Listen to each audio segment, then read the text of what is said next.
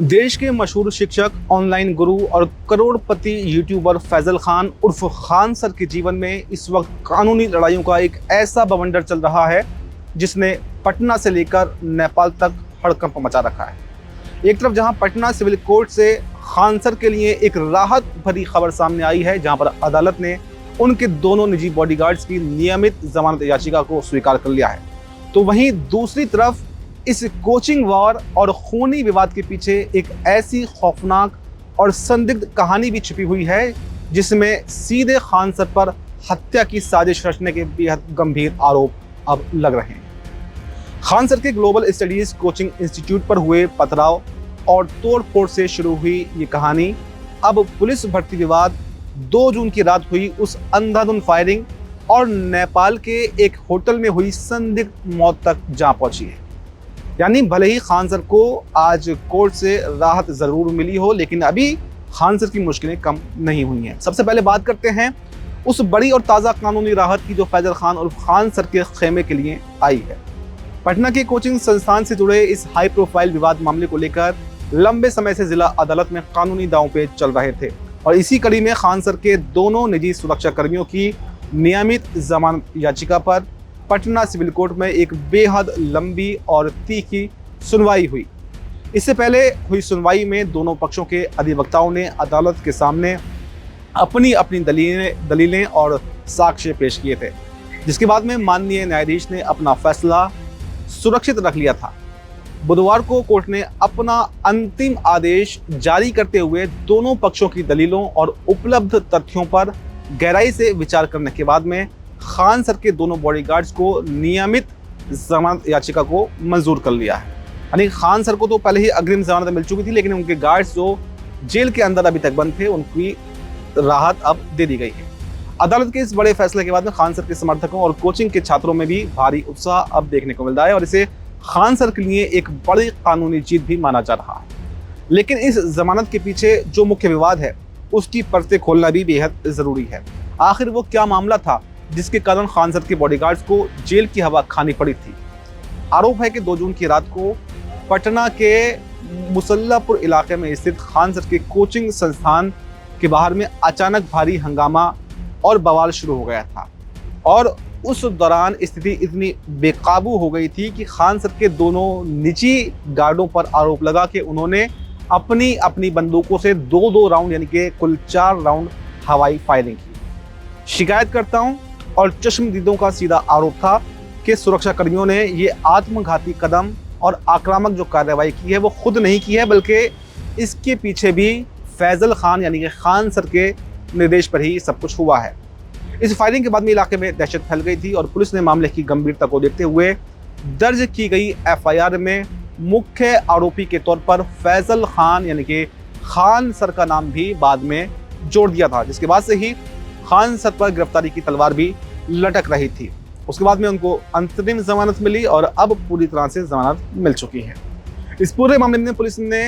जब शुरुआती तफ्तीश की तो इस विवाद की दूसरी बड़ी कड़ी सामने आई। पुलिस ने खान सर के प्रतिद्वंदी कोचिंग संस्थान यानी कि ज्ञान बिंदु JS अकेडमी के निदेशक रोशन आनंद को इस पूरे बवाल की साजिश रचने के आरोप में बेहद तेजी से गिरफ्तार करके जेल भेज दिया था। हालांकि बाद में उन्हें भी अब जो है अदालत से जमानत मिल गई है और वो अभी फिलहाल जेल से बाहर आ चुके हैं।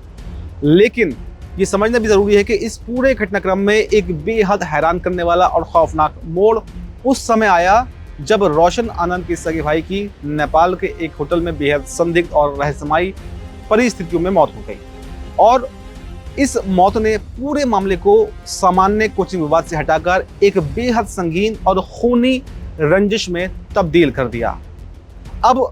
अपने भाई की संदिग्ध मौत के बाद में ज्ञान बिंदु अकेडमी के जो डायरेक्टर हैं रोशन आनंद, वो पूरी तरह से टूट गए और उन्होंने सार्वजनिक रूप से मीडिया के सामने आकर बाकायदा एक बहुत बड़ा धमाका कर दिया। उन्होंने सीधे तौर पर ये आरोप लगाया कि उनके भाई की नेपाल के होटल में जो मौत हुई है वो कोई सामान्य घटना नहीं है, बल्कि खान सर यानी कि फैजल खान के अपराधियों के जरिए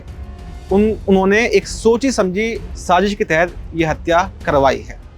इसके बाद में पटना के कदम कुआं थाने में इस शिकायत को लेकर भी भारी विवाद खड़ा हो गया और रोशन आनंद का साफ आरोप है कि पुलिस प्रशासन ने खान सर के रसूख और दबाव के आगे घुटने टेक दिए हैं और उनकी हत्या की लिखित शिकायत दर्ज करने से भी साफ मना कर दिया है। इसके विरोध में रोशन आनंद और उनके समर्थकों ने थाने के बाहर एक बड़ा धरना प्रदर्शन भी किया। रोशन आनंद लगातार ये आरोप लगा रहे थे कि बिहार पुलिस इस पूरे मामले में उनके साथ बेहद भेदभावपूर्ण और एक तरफा रवैया अपना रही है, क्योंकि जिस मामले में उन्हें तुरंत गिरफ्तार कर लिया गया था उसी मामले में नामजद होने के बावजूद भी खान सर के खिलाफ कोई भी पुलिस ने एक्शन नहीं लिया। उन्हें जानबूझकर कार्रवाई जो है उनकी गिरफ्तार नहीं किया, उन पर कोई भी कार्रवाई नहीं की। इस पूरी कहानी का एक और तीसरा और सबसे बड़ा एंगल है जो सीधे छात्रों और परीक्षाओं से जुड़ा हुआ है। पुलिस की जांच में ये सनसनीखेज खुलासा भी हुआ कि खान सर के ग्लोबल स्टडीज कोचिंग इंस्टीट्यूट पर जो भारी पथराव और तोड़फोड़ किया गया था उसके तार सीधे तौर पर हाल ही में हुए पुलिस भर्ती विवाद से जुड़े हुए हैं। पुलिस भर्ती परीक्षा के परिणामों और प्रक्रियाओं को लेकर छात्रों के एक गुट में भारी असंतोष था, जिसका फायदा उठाकर प्रतिद्वंदी कोचिंग संस्थानों ने छात्रों को भड़काया और खान सर की कोचिंग पर हमला बोल दिया, जिससे कि उनकी छवि को नुकसान पहुंचाया जा सके। पुलिस ने इस तोड़फोड़ के हमले में अब तक 3 मुख्य आरोपियों को भी गिरफ्तार किया है, जिसमें एक अन्य कोचिंग संस्थान के डायरेक्टर का नाम भी सामने आया है। हालांकि खान सर की लीगल टीम और उनके प्रवक्ताओं ने शुरुआत से ही रोशन आनंद द्वारा लगाए गए हत्या और प्रताड़ना के सभी आरोपों को पूरी तरह से निराधार, मनगढ़ंत और खान सर की वैश्विक छवि को धूमिल करने की एक सोची समझी साजिश करार दिया है। तो दोस्तों, पटना का ये जो मुसल्लापुर इलाका है इस समय सिर्फ एक शिक्षा का केंद्र नहीं बल्कि 2 बड़े कोचिंग दिग्गजों के बीच का अखाड़ा और कानूनी और व्यक्तिगत जंग का अखाड़ा भी बन चुका है।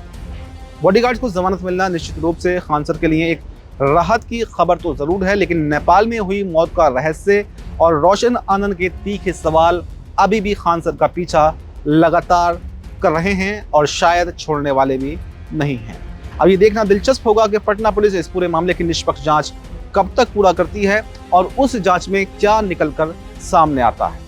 खान सर से जुड़े इस पूरे कोचिंग विवाद, फायरिंग और नेपाल में हुई संदिग्ध मौत के इन गंभीर आरोपों पर आपकी क्या राय है? क्या आपको भी लगता है कि खान सर के